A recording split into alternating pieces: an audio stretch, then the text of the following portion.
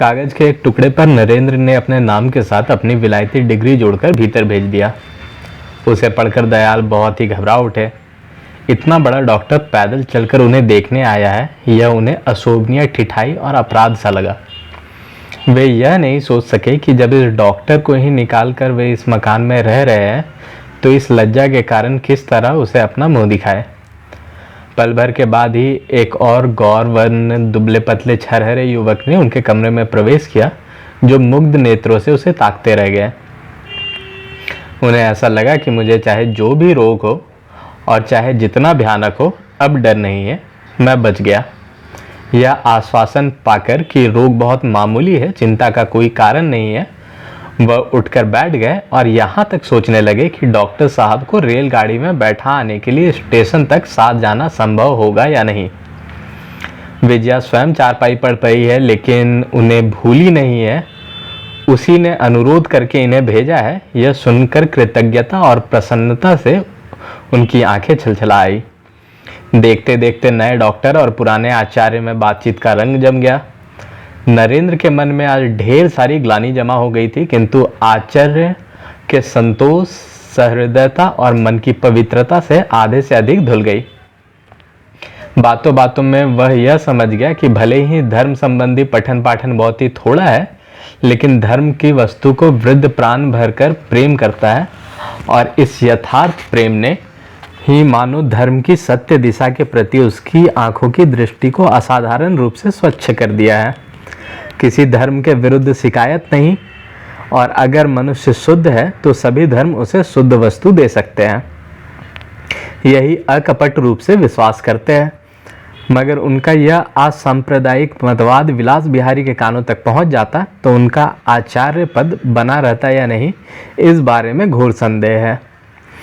वृद्ध ही शांत, सरल और द्वेषहीन बातें सुनकर नरेंद्र मुग्ध हो उठा। रास बिहारी और विलास बिहारी का भी उन्होंने बहुत गुणगान किया। वह जिसकी भी बात करते उसी के बारे में कहते कि वैसा भला आदमी संसार में उन्होंने दूसरा देखा ही नहीं। वृद्ध की मनुष्य को पहचानने की यह अद्भुत शक्ति देख नरेंद्र मन ही मन खूब हंसा।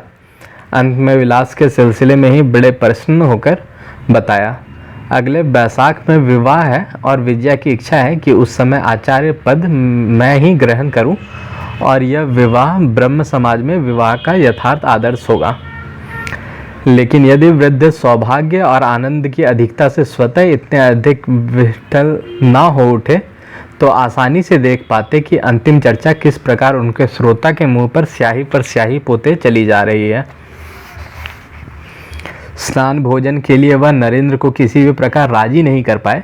लगभग 1.5 घंटे के बाद नरेंद्र जब सच्ची श्रद्धा के साथ नमस्कार करके बाहर आ गया, तब उसे यह समझना शेष ना रहा कि उसे पीड़ा कहाँ है। उसका मन उदास और बेचैन क्यों है। नदी पार होते ही बाईं ओर बहुत दूर जमींदार के भवन के शिखर पर नजर पड़ जाने से उसकी दोनों आंखें फिर जल उठी। मुंह फिराकर सीधे मैदान के रास्ते से रेलवे स्टेशन की ओर तेजी से चलने लगा। आज अचानक इतना बड़ा आघात ना लगता तो शायद वह इतनी जल्दी अपने मन को ना पहचान पाता। स्टेशन पहुंचकर उसने देखा जो माइक्रोस्कोप इतने दुख की जड़ है, कालीपद उसे लिए खड़ा है। पास आकर बोला, डॉक्टर बाबू, माँ जी ने इसे आपके पास भेजा है। नरेंद्र ने तीखी आवाज में पूछा, क्यों? सो कालीपद जानता नहीं था, लेकिन जिस चीज डॉक्टर बाबू की है और इसी को लेकर जो अनेक अप्रिय घटनाएं हो चुकी थी वे कालीपद से छिपी नहीं थी।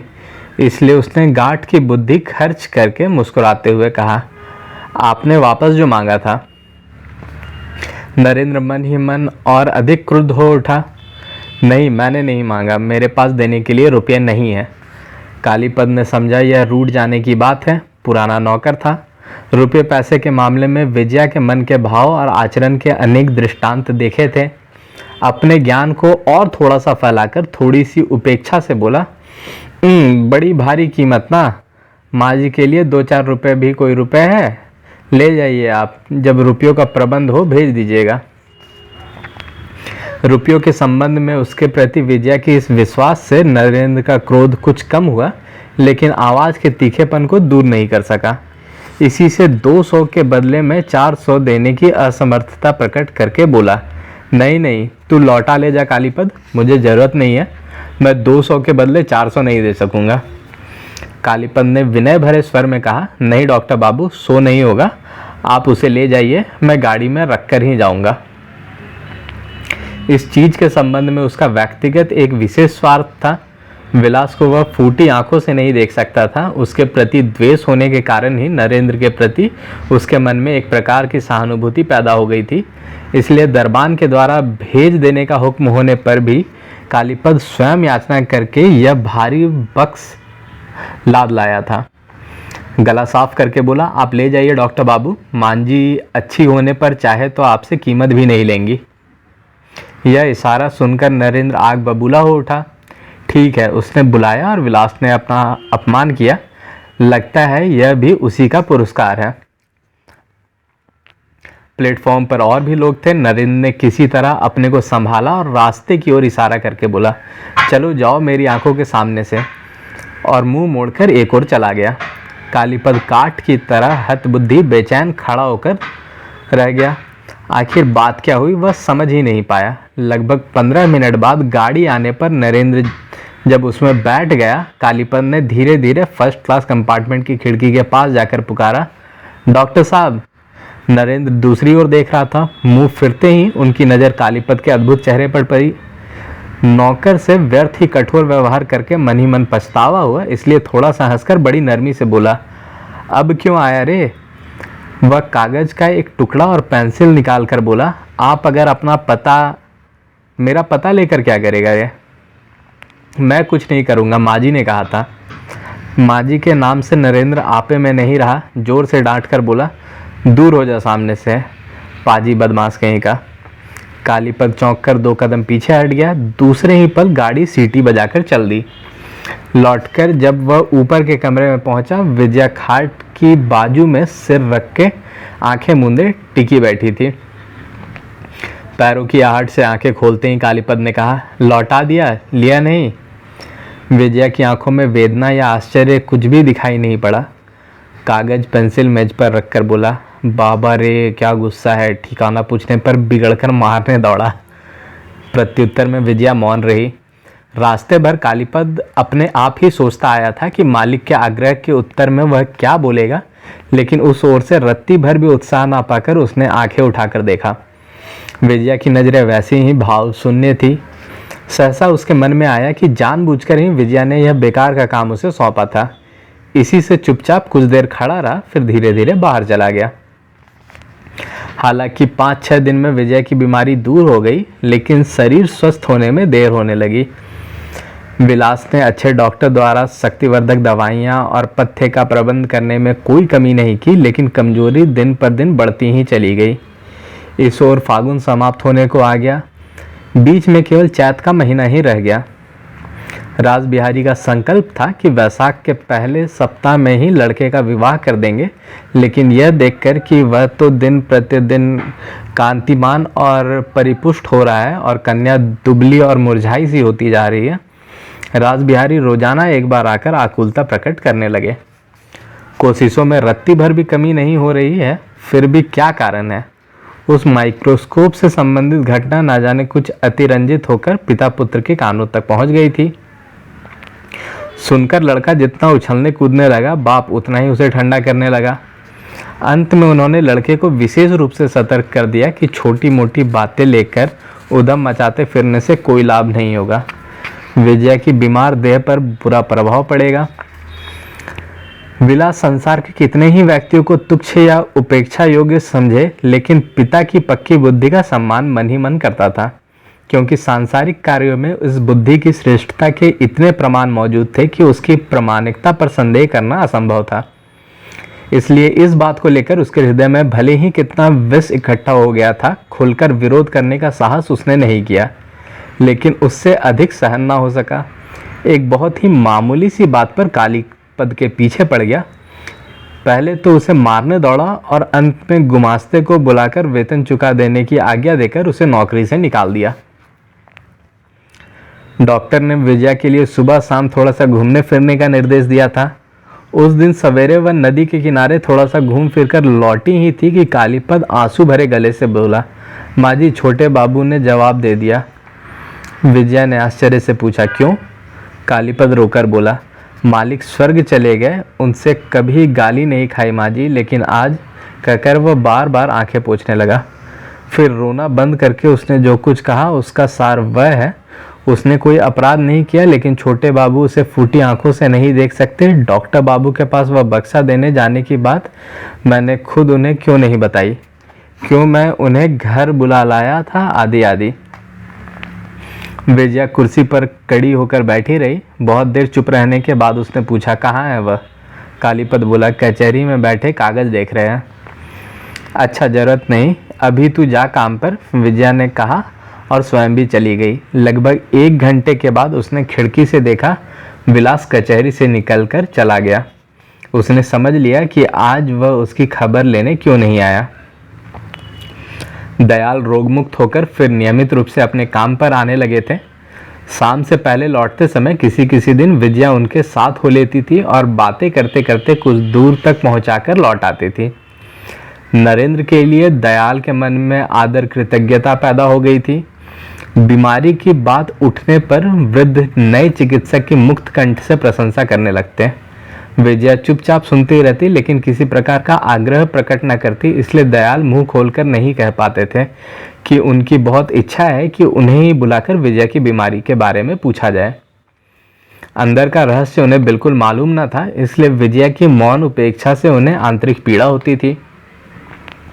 हजार तरह के इशारों द्वारा बताना चाहते थे कि वह लड़का अवश्य है, लेकिन जो विख्यात और अनुभवी डॉक्टर तुम्हारी बेकार चिकित्सा करके समय और धन नष्ट कर रहे हैं, उनकी अपेक्षा वह कहीं अधिक बुद्धिमान है।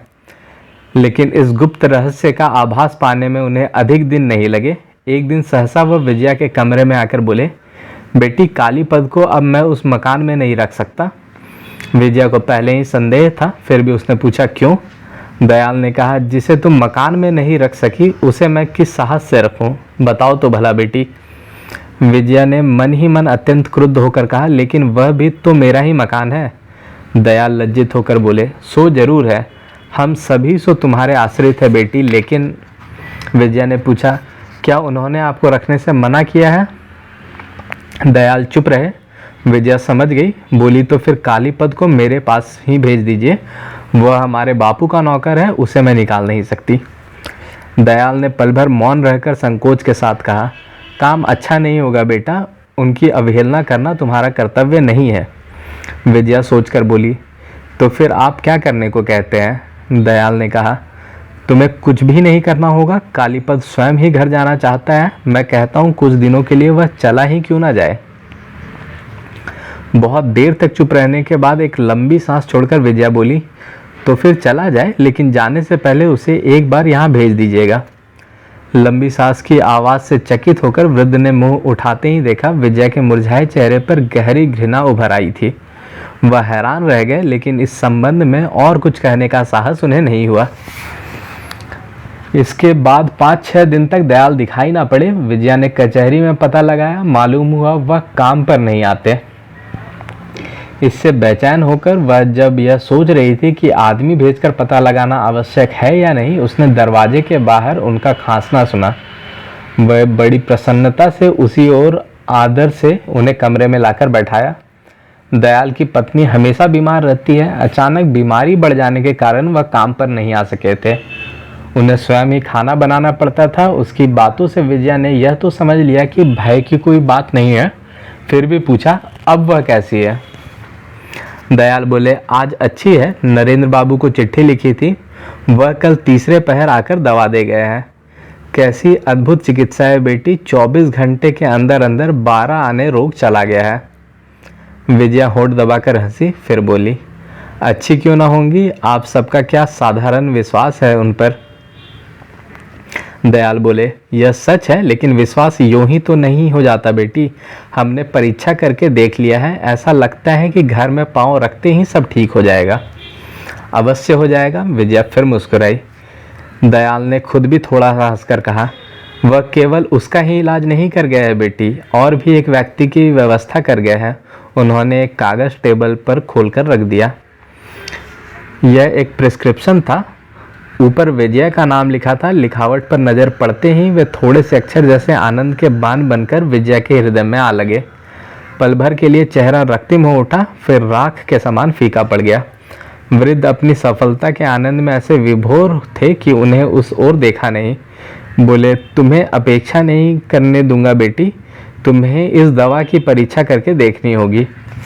विजया ने अपने आप को संभाल कर कहा, लेकिन यह तो अंधेरे में ढेले फेंकना है। वृद्ध ने गर्वीले स्वर में कहा, यह तुम क्या कहते हो? इन्हें क्या तुमने नेटिव डॉक्टरों जैसा समझ लिया है बेटी, जो फीस देते ही दवा लिख देते हैं?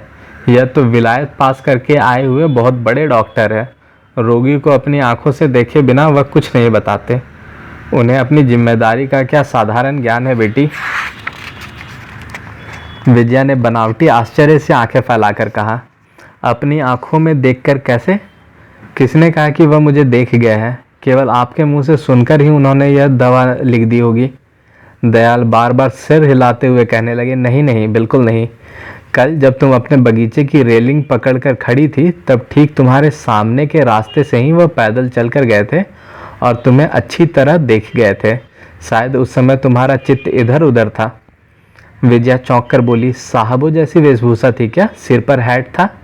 दयाल हाँ हाँ करके हंसते हुए कहने लगे, कौन कह सकता था कि वह असली साहब नहीं है? कौन कह सकता था कि वह हमारे स्वजातीय बंगाली है?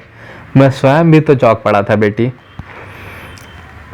सामने से होकर गए, आंखों के आगे से गए, उसे देखते गए, फिर भी एक बार भी अधिक उनकी ओर देखा तक नहीं, बल्कि यह सोचकर कि पुलिस का कोई अंग्रेज अधिकारी होगा, उसने अपेक्षा से आंखें हटा ली थी। वृद्ध को इसका पता ही ना चल पाया कि विजय के हृदय में कैसा तूफान मचल उठा है। वह अपने आप ही कहते चले गए, बीच में केवल चैत का महीना बाकी है। बैसाख के पहले या अधिक से अधिक दूसरे सप्ताह में तो विवाह है। मैंने कहा, बिटिया का शरीर अच्छा नहीं हो रहा डॉक्टर बाबू, कोई ऐसी दवा दीजिए जिससे उनकी बात यहीं अधूरी रह गई। उनके अचानक रुक जाने से विजया ने मुंह उठाकर उनकी नज़रों का पीछा करते ही विलास को कमरे में आते देखा। कमरे में आते ही उसने महसूस किया कि जो आलोचना चल रही थी उसके आ जाने से बंद हो गई है। इससे विलास की आंखें और चेहरा क्रोध से काले पड़ गए, लेकिन अपने आप को संभाल कर वह पास आकर एक कुर्सी खींचकर बैठ गया। सामने ही प्रिस्क्रिप्शन पड़ा था, उसने उठा लिया और आरंभ में अंत तक 3-4 बार पढ़कर वहीं रख देने के बाद बोला, नरेंद्र डॉक्टर का प्रिस्क्रिप्शन जान पड़ता है। आया किस तरह? शायद डाक से। किसी ने उत्तर नहीं दिया। विजया मुंह फिराकर खिड़की से बाहर देखने लगी।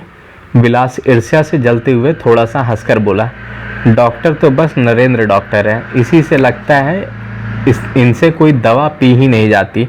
सीसी की दवा सीसी में ही सड़ती रहती है और फिर फेंक दी जाती है। खैर, यह सब हुआ, लेकिन काली काल के इस धनवंतरी ने यह कागज भेजा किस प्रकार? सो तो सुनूं, डाक से भेजा है? इस प्रश्न का भी किसी ने उत्तर नहीं दिया।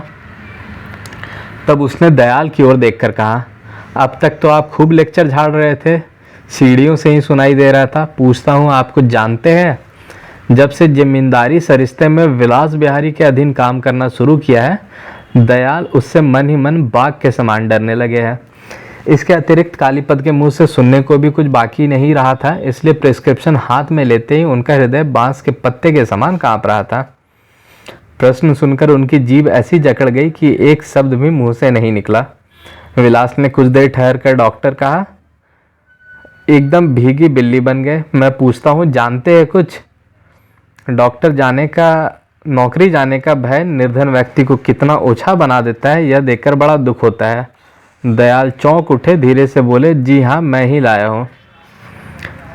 यही तो जान पड़ता है, कहाँ पा गए उसे? दयाल ने रुक रुक कर सारी बातें बता दी। विलास कुछ देर स्तब्ध बैठा रहा, फिर पूछा, पिछले वर्ष का हिसाब पूरा करने को कहा था, पूरा हो गया? दयाल ने बुझे मुंह से कहा, जो 2 दिन के अंदर पूरा कर डालूंगा। हुआ क्यों नहीं? घर में बड़ी विपत्ति थी, रसोई बनानी पड़ती थी, आ ही नहीं सका। विलास ने अपने कुत्सित कर्कश और कटु कंठ से दयाल के रुक रुक कर नकल करते हुए हाथ हिलाकर कहा, आ ही नहीं सका? तब क्या मुझे आपने राजा बना दिया है? मैंने पिताजी से पहले ही कहा था, इन सब बूढ़े आदमियों से मेरा काम नहीं चलेगा। इतनी देर बाद विजया ने मुंह फिराकर देखा। उसके चेहरे पर अपार गंभीर शांति थी, लेकिन दोनों आंखों से जैसे आग निकल रही थी। उसने धीमे लेकिन दृढ़ स्वर में कहा, दयाल बाबू को यहाँ किसने बुलाया है जानते हैं? आपके पिताजी ने नहीं, मैंने। विलास ने विजया की ऐसी आवाज़ कभी नहीं सुनी थी, इस प्रकार की आंखों की दृष्टि भी कभी नहीं देखी थी, लेकिन वह झुकने वाला आदमी नहीं था। पल भर चुप रहकर बोला, किसी ने भी बुलाया हो, मुझे यह जानने की आवश्यकता नहीं। मैं काम चाहता हूँ, मेरा संबंध काम से है। विजया ने कहा, जिनके घर पर विपत्ति है वे काम करने में किस तरह आ सकते हैं? विलास उद्दंडता से बोला, इस तरह तो सभी विपत्ति की दुहाई दे सकते हैं, लेकिन दुहाई सुनने से मेरा काम नहीं चलता। मैंने जरूरी काम समाप्त करने का हुक्म दिया था, सो नहीं हुआ। उसकी कैफियत चाहता हूँ, विपत्ति के बारे में नहीं जानना चाहता। विजया के होठ कांप उठे। उसने कहा, सभी लोग विपत्ति की झूठी दुहाई नहीं देते, कम से कम मंदिर का आचार्य नहीं देगा। सो जाने दीजिए, लेकिन मैं आपसे ही पूछती हूँ, जब आप जानते हैं कि आवश्यक काम होना ही चाहिए, तब आपने ही पूरा करके क्यों नहीं रखा? आपने क्यों 4 दिन काम में गैर हाजिरी की? कौन सी विपत्ति में पड़ गए थे आप? सुनूं? विलास आश्चर्य से हतबुद्धि होकर बोला, मैं खुद खाता पूरा करके रखूं, मैंने क्यों गैर हाजिरी की? विजया ने कहा, हाँ यही, हर महीने आप 200 रुपये वेतन लेते हैं। ये रुपए मैं आपको खाली यूं ही नहीं देती, काम करने के लिए देती हूँ। विलास ने मशीन के पुतले की तरह बस इतना ही कहा, मैं नौकर हूँ, मैं तुम्हारा अमला हूँ। अत्यधिक क्रोध से विजया को हित अहित का ज्ञान नहीं रहा। उसने तीव्र स्वर में कहा, काम करने के लिए जिसे वेतन दिया जाता है उसे इसके सिवा और क्या कहते हैं? आपके अनेक उत्पात में चुपचाप सहती आ रही हूँ, लेकिन मैंने जितना सहा है, अन्याय और उपद्रव उतना ही बढ़ता गया है। जाइए, नीचे जाइए। मालिक नौकर के संबंध के सिवा आज से आपके साथ मेरा कोई संबंध नहीं रहेगा। जिस नियम से मेरे अन्य कर्मचारी काम करते हैं, ठीक उसी नियम से आप काम कर सके तो कीजिए, नहीं तो आपको मैंने जवाब दिया। मेरी कचहरी में घुसने की कोशिश मत कीजिएगा। विलास उछल पड़ा और दाहिने हाथ की तर्जनी कपाता हुआ चिल्ला उठा, तुम्हारा इतना दुस्साहस? विजया ने कहा, दुस्साहस मेरा नहीं, आपका है। मेरी स्टेट में नौकरी करेंगे और मुझ पर ही अत्याचार करेंगे? मुझे तुम कहने का अधिकार किसने दिया आपको? मेरे नौकर को मेरे ही मकान में जवाब देने का, मेरे अतिथि को मेरे ही आंखों के सामने अपमान करने का साहस कहाँ से आपको हुआ? विलास क्रोध से जैसे पागल होकर अपनी चीखों से घर भर को कांप कर बोला, अतिथि के बाप का पुण्य था जो उस दिन उसे शरीर पर मैंने हाथ नहीं लगाया और उसकी हाथ नहीं तोड़ दिया। बेशर्म, बदमाश, चोर, लोफर कहीं का। कभी देख पाऊँ? चीखों की आवाज़ से डरकर गोपाल कन्हैया सिंह को बुला लाया। दरवाजे पर उसका चेहरा देखते ही विजया ने लज्जित होकर अपनी आवाज़ संयत और सामान्य कर ली और कहा, आप जानते नहीं, मैं जानती हूँ कि यह आपका ही बहुत बड़ा सौभाग्य है जो उनके शरीर पर हाथ लगाने का साहस आपने नहीं किया। वह उच्च शिक्षित बड़े डॉक्टर हैं। उस दिन उनके शरीर पर भी शायद वह एक बीमार नारी के कमरे में विवाद ना करते और सहन करके चले जाते, लेकिन मेरे इस उपदेश की भूल की अवहेलना मत कीजिएगा कि भविष्य में उनके शरीर पर हाथ लगाने का शौक़ अगर आपको हो तो या तो पीछे से लगाइएगा, नहीं तो फिर अपने जैसे और भी 5-7 आदमियों को साथ लेकर सामने से लगाइएगा। लेकिन बहुत हो हल्ला हो चुका है, अब रहने दीजिए। नीचे से नौकर चाकर दरबान तक डरकर ऊपर चढ़ आए हैं, जाइए नीचे जाइए, कहकर वह उत्तर की प्रतीक्षा तक किए बिना बगल के दरवाजे से दूसरे कमरे में चली गई।